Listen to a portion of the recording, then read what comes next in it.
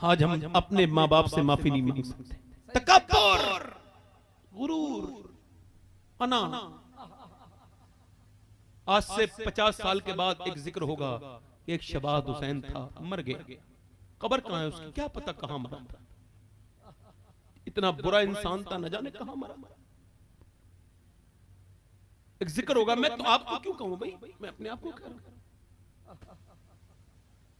जैसे तुम्हारे और मेरे माँ बाप यहाँ रहते थे, कब तक दुनिया में रहोगे, कब तक दिल सख्त बना के रहोगे। एक जगह मैं फातिया में गया तो एक औरत बोली, सैयद साहब इसने जो 1000 लोगों की दावत की है ना, फातिया कराई है, ये मेरा बेटा है। अंदर ले गई मुझे बूढ़ी। मैं कहा फिर? कह लगी इसे समझाओ माँ का क्या मर्तबा होता है। मैंने क्या हुआ? कह लगी इससे कह दो 1 हफ्ते में 100 रुपए तो दे दिया करे मुझे। फिर हम मुझसे बोली कि जब से इसका बाप मरा है ना, इसने मेरा पान छुड़वा दिया। कहता है मैं तेरे पान का खर्चा नहीं उठा सकता। और सैयद साहब और बताऊं, मैंने कहा फिर उसकी आंखों में मोटे मोटे आंसू जब गिरे तो मेरा दिल दहल गया। मालूम क्या बोली? बोली ये जो है ना मेरा बेटा, ये चीजें लाता है, मीठा लाता है, फल लाता है, और चुपके अपने बच्चों को दे के जाता है, और अपनी बीवी को और मुझसे छुपा छुपा के ले जाता है। मेरा दिल बहुत दुखता है सैयद साहब, इससे कह दो यार माँ बाप इतने दुश्मन है कि अब उनसे छुपा के खाने लेके जा रहे हैं। हाय हाय बेगैरती, बेशर्मी, बेहयाई। अरे तू मरा क्यों नहीं जालिम और बदबख्त, तुझ पे लानत है अल्लाह रसूल की। तूने इन माँ बाप से छुपाया, इनके तो कदमों को धो के पीता तो इनका हक नहीं अदा होता।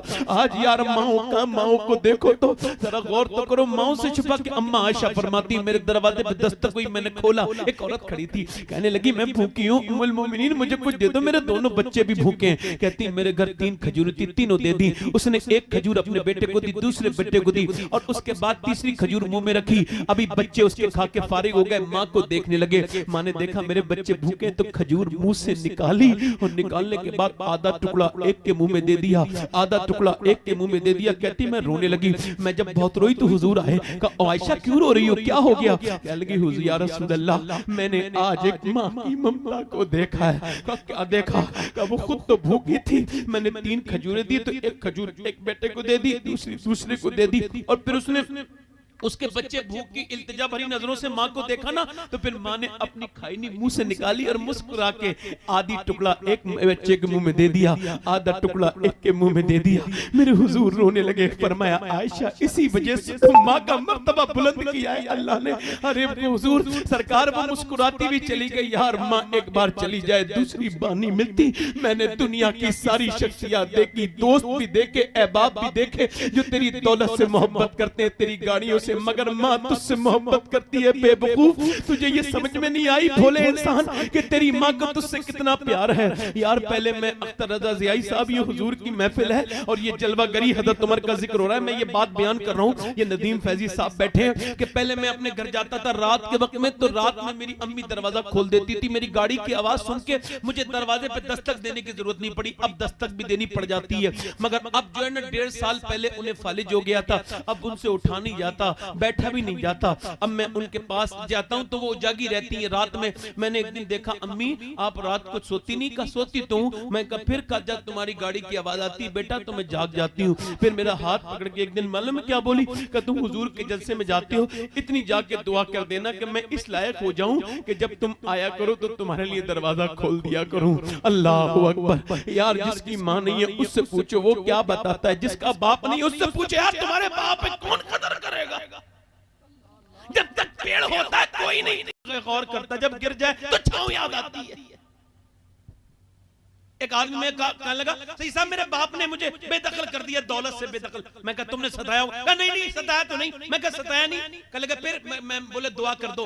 मैंने कहा दुआ बाद में करूंगा, ईद आ रही है, ईद मिले कभी अपने अब्बा से? कहा नहीं। मैंने इस बार मिल लेना। कहने लगा नहीं मिलेंगे। मैंने कहा मिल लेना, तुम्हें मिलना है। कहने लगा ठीक है आप कहते हैं तो मिल लूंगा। वो गया, मैंने कहा दुरूद भी पढ़ना। वो गया, ईद के बाद आया, कहने लगा अब्बा राजी हो गए, आपका शुक्रिया। मैंने कहा मेरा शुक्रिया बाद में, पहले बात बताओ। कहने लगा मैं ईद वाले दिन अब्बा से बोला अब्बा ईद मिलूंगा। कहने लगा चल मैं नहीं मिलता। मैंने कहा नहीं मिलूंगा। नाराज थे ना? मैं कहा नहीं मिलूंगा। मैंने मेरा बूढ़ा बाप था, नहीं मैं नहीं मिलता। मैंने जबरदस्ती ना उन्हें बाहों में लिया तो धक्का मारने लगे, फिर मैंने जोर से दबाया। दबाने के बाद थोड़ी देर तो वो नाटक करने लगे मुझे हटाने का, और फिर खुद ही मुझे सीने से चिपटाया और कहते जब मैंने दुरूद पढ़ना शुरू किया ना और मेरे सीने की गर्मी जब मेरे बूढ़े बाप के सीने तक पहुंची तो कहते हैं वो इतना फूट फूट के रोया, ऐसा मैंने अपने बाप को कभी रोते नहीं देखा था, दाढ़ी भीग गई। मैंने कहा अब्बा क्यों रो रहे हो? कहने लगे तूने मुझे इतनी इज्जत नहीं दी थी कभी जितनी आज तूने दी है। मेरे बेटे ये बता तू मेरी कमाई ये समझता है दौलत? मेरी दौलत तू है मेरे बेटे। मैंने अपनी जवानी को कुर्बान करके तुझे पाला है, मैं सोया नहीं कि तुझे नींद अच्छे से आने लगे। ऐ मेरे बेटे मेरे लाल मैं सोया नहीं कि तुझे अच्छे से नींद आ जाए। मैं धूपों में चलता रहा कि तेरे सर पे साया रहे, मैं बरसात में भीगता रहा कि तुझे पानी से कोई तकलीफ न हो जाए। मैंने अपनी जवानी में आग लगा के तेरी जिंदगी में उजाला किया है, मगर तू जवान हुआ तो मुझे आंखें दिखाता तो मुझे तकलीफ होती थी। मेरे बेटे आज तू मुझसे ईद मिला है तो मुझे पता लगा है कि मैं भी औलाद वाला हूँ। मेरे बेटे तू ही मेरी बड़ी कमाई है, मुझे और कुछ नहीं चाहिए। कहते सैयद साहब मैं बड़ा लोगों से ईद मिला था, मगर जब आज बाप से ईद मिलाऊं तो समझाऊं कि बाप क्या होता है। मेरे भाइयों बाप मर जाएगा तो फिर ठंडी मिट्टी रह जाएगी, कुछ नहीं मिलेगा, फिर कुछ ढूंढते फिरोगे बाप नहीं मिलेगा। जीते जी बाप के पांव दबाओ, माँ के पांव दबाओ, माँ से मोहब्बत करो, बाप से मोहब्बत करो। अल्लाह अकबर। अजीज लगता था वो मुझे मेरी रगो जान से, ये बात सच है, मेरा बाप कम न था मेरी माँ से, बाप कम नहीं होता है, बाप से मोहब्बत करो। बाबा फरीद कहते हैं अपने बाप का तलवा बगैर किसी कपड़े के चूम लेना ये 1 साल की, ये 7 साल की नफली इबादत से बेहतर है। मगर तुम्हारे अंदर तकब्बुर है तो निकालो। उमर जैसा आदमी उस औरत से कह रहा है तू मुझे माफ कर दे, उमर को माफ कर दे। वो जानती नहीं थी यही उमर है। कहने लगे उमर को माफ नहीं करूंगी तुझे दुआ करूंगी। ओए माफ कर दे उमर को, उसे पता नहीं। कहने लगे तू कहता है तो नेक आदमी, चल माफ किया उमर को। कहने लगे ऐसे नहीं लिख के दे। कहने लगा मैं लिखना नहीं जानती हूँ, तू ऐसा कर लिख ले, मैं दस्तखत कर दूंगी। तो हज़रत उमर ने लिखा। एक औरत नाराज हो गई थी उमर के दौर में, उमर ने उसे मना लिया, वो राजी हो गई है, ले दस्तखत कर। हज़रत अली आ गए, हुज़ैफा आ गए, अमीरुल मोमिनीन आप यहाँ खड़े, हम आपको ढूंढ रहे थे। हज़रत उमर ने छुपाना चाहा। औरत बोली कौन है अमीरुल मोमिनीन? कहा यही, कहा ये उमर है। कहा औरत आगे बढ़ के कांपते हुए हाथ के साथ बोली उमर कितने मुझसे गलती हो गई, मैंने तुझसे झाड़ू लगवाई है अपने घर की।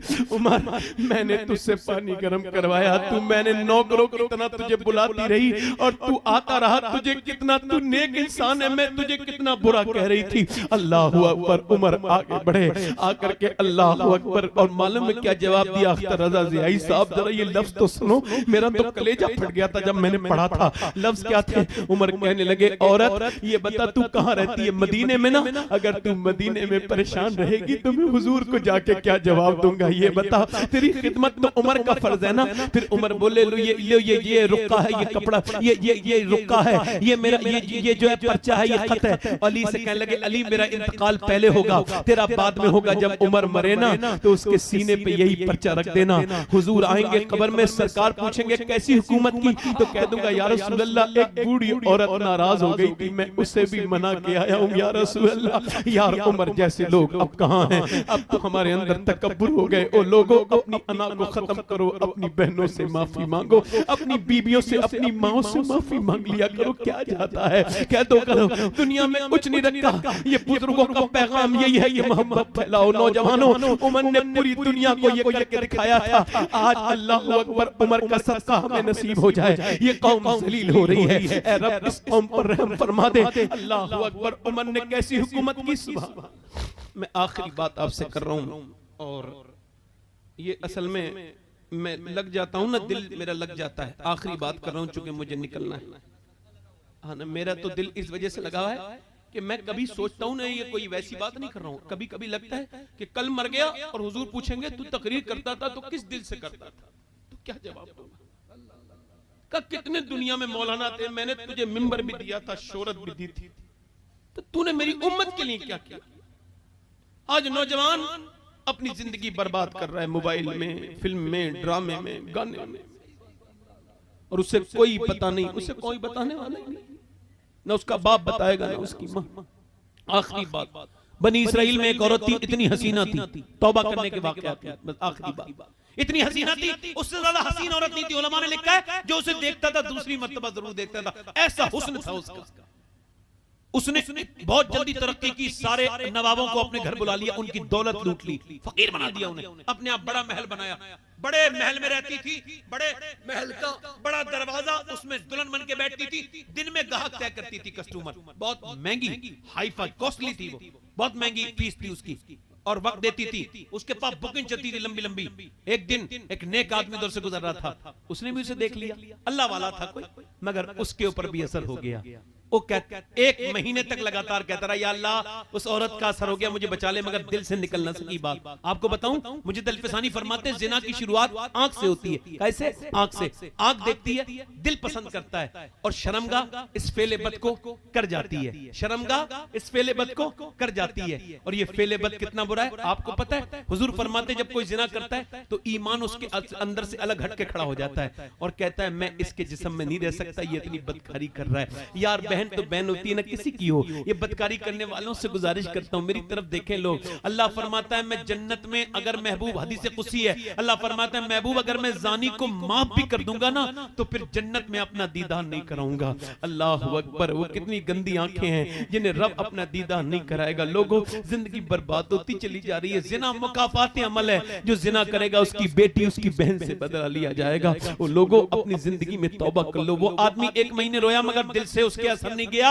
सारा कुछ बेच के लड़की के पास गया, कहने लगा रात बता कौन से दिन आना है, मैं तेरे लिए सुकून खराब कर चुका हूं अपना, मुझे सुकून नहीं है तेरे बगैर। उस औरत ने कहा ठीक है फला दिन आ जाना।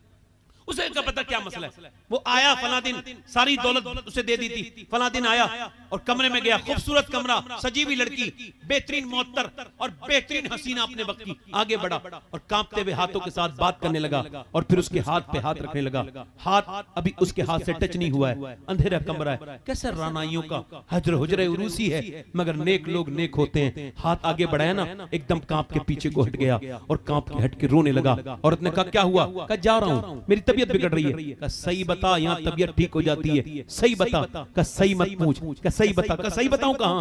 का सही बात यह है जब मैं रात को सजदा करता हूं तब भी मेरा अल्लाह मुझे देखता है। अब जिस तेरा हाथ पकड़ रहा था ना, तब भी मुझे याद आया कि मेरा अल्लाह मुझे देख रहा है। तो मैं आपको बताऊं, जब आप जुमे के दिन नमाज पढ़ते हो ना तब भी अल्लाह देखता है, और जब अपने मोबाइल में गंदी तस्वीर देख रहे होते हो ना तब भी अल्लाह देखता है। अल्लाह अकबर। लोग लगाने वालों याद रखो, मुझे तो कल मर जाना, परसों मैं तो बयान करके जा रहा हूं, अपनी तमाम करके जा रहा हूं। दुनिया मेरे लिए तो सिवाय इसके एक मक्खी के पर के बराबर नहीं है, ये मच्छर के डंक के बराबर नहीं है। क्या ये दुनिया कुछ भी तो नहीं है। अल्लाह अकबर। वो औरत बोली क्या मतलब का मैं जा रहा हूं, मैं जिना नहीं करूंगा। वो तो चला गया। ये रो के बोली मालिक एक बार आया था, हाथ भी नहीं लगाया, इतना डरता है, और मैं तो पूरी जिंदगी की पापिन कितने लोगों को बर्बाद किया मैंने, मेरा क्या होगा। रोई ना, रो के किसी ने कहा आजा मूसा के पास चली जा। मूसा के पास गई, मूसा ने कहा कि मूसा से कहा, किसी ने कहा मूसा फला औरत आपसे मिलने आई है, उसने बीच मजमे में कह दिया। मूसा ने कहा भगाओ बदबख्त को मेरे सामने क्यों आई। चली गई वो, रोती भी कमरा बंद कर लिया। कल के मालिक तेरे नबी ने मुझे भगा दिया है, मगर ये बता अगर तू भगाएगा तो मैं कहां जाऊंगी। जमी भी खुदा की, जमा भी खुदा का, मकीनो मकाला मका भी खुदा का, गुनाहगार बंदे कहां जा सकेंगे खुदा की खुदाई से बाहर निकल के। बताओ मुजरिमों कहां जाओगे। उससे कहो कभी भागा हुआ मुजरिम वापस आ गया है। रो के बोली औरत मेरे मालिक अगर मेरे गुनाहों की कोई हद नहीं है तो तेरे करम की भी तो कोई हद नहीं है। अगर मेरे जैसी गुनहगार औरत पूरी दुनिया में कोई नहीं है तो तेरे जैसा करीम भी तो कोई नहीं है। करीम मुझे बख्श दे, मुझ पर करम कर दे, मैंने बड़ी रातें खराब की हैं, बड़ी बदकारियां की हैं, मुझे माफ कर दे मेरे मालिक। अभी रोई रही थी, दरवाजे पे दस्तक हुई, किसी ने कहा दरवाजे पे दस्तक हुई, कहने लगी देख मालिक ये फिर कोई गंदा कर देगा, मेरा कस्टमर आया है। फिर कहने लगी नहीं खोलूंगी। फिर दरवाजा जोर से जब धक हुआ तो इसका भी दिल धड़कने लगा, कोई तोड़ न दे। दरवाजा जब खोला सामने मूसा अलैहिस्सलाम खड़े थे। कहने लगे आप क्यों आ गए, आपने तो मुझे भगा दिया था। कहा मैंने भगाया जरूर था, मगर अभी अल्लाह ने जिब्राइल को भेज के कहा है कि जा मूसा मेरी बंदी से कहना वो जो छुप छुप के रोई है ना उसके आंसुओं को उसके रब ने कबूल कर लिया है। कहने लगी अच्छा कहां। कहने लगे मूसा मैं ज़माने की गुनहगार और क्या उसने एक बार में पूरी जिंदगी की खताओं को माफ कर दिया। कहां उसने एक ही आंसू से माफ कर दिया। वो कहता आदम के बेटे अगर तू एक आंसू बहाए और उसकी कितनी मिकदार हो मक्खी के सर के बराबर तो सारे गुनाह उससे ही धो दूंगा। इतना करीम और इतना रहीम परवरदिगार है। आप सब और मैं सब मरने वाले, हम सब मरेंगे। अल्लाह अल्लाह अकबर। औरत बोली मूसा मैं जा रही हूँ उसी आदमी से निकाह करूंगी जिसने मुझे नेकी की तरफ लाया था, जो मेरे घर आया था, मेरे घर आया था नेक बन के, उसने मेरे दिल में नेकी डाली। उसे ढूंढा 2 महीने में मिला, इसे उसने देखा ना, क्या लगा मालिक एक बार मिली थी, इसने मेरा ईमान पे खतरा डाला था, ये तो फिर आ गई, वो पीछे को गिरा, खौफे खुदा से मर गया। घर वालों ने पूरी कहानी सुनी, छोटे भाई से शादी कर दी इसी औरत की। उलमा लिखते हैं इसके 7 बच्चे हुए, अल्लाह ने 7 को वली बना लिया इस औरत के। ऐसा करम करने वाले कितने लोग ऐसे हैं जो हुजूर के नाम पे गर्दन कटा देंगे? दोनों हाथ रख के बताएं, दोनों हाथ रख के बताएं, गर्दन कटा देंगे हुजूर के नाम पे, दोनों हाथ रख के बताएं। नीचे हाथ कर ले, नीचे हाथ कर ले। जो गर्दन कटा सकता है, कुछ भी कर सकता है ना, दोनों हाथ रख के कहो गर्दन कटा दोगे, दोनों हाथ रख के बताओ कितने कटा दोगे? नीचे हाथ कर लो, नीचे हाथ कर लो। जो गर्दन कटा सकता है, कुछ भी कर सकता है ना। अब एक दूसरे की तरफ मत देखना, बताओ कितने लोग ऐसे हैं जो गर्दन भी कटा देंगे और आज से हुजूर के नाम पे पूरी दाढ़ी भी रखा लेंगे। इसमें